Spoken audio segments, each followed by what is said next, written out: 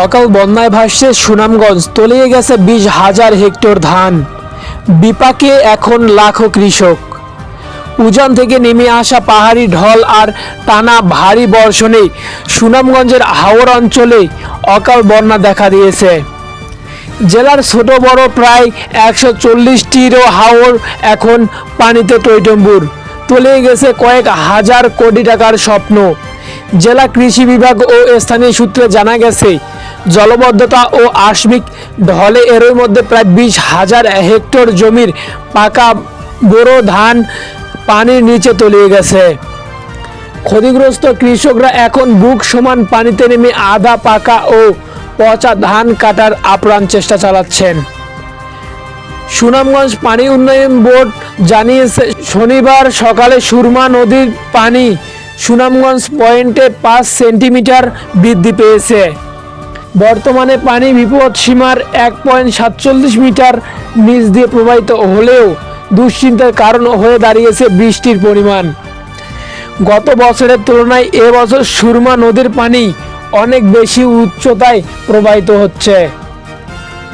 সুনামগঞ্জ কৃষি সম্প্রসারণ অধিদপ্তরের হিসাব অনুযায়ী আজ শনিবার পর্যন্ত প্রায় 9,548 হেক্টর জমির ধান সম্পূর্ণ নষ্ট হয়ে গেছে, যার আনুমানিক বাজার মূল্য প্রায় 200 কোটি টাকা।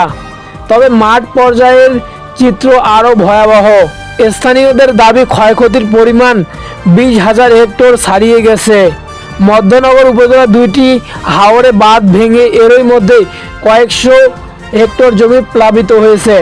কৃষি সম্প্রসারণ অধিদপ্তরের উপপরিচালক ওমর ফারুক জানান, জেলার এখন পর্যন্ত প্রায় 49% কাটা ধান হয়েছে।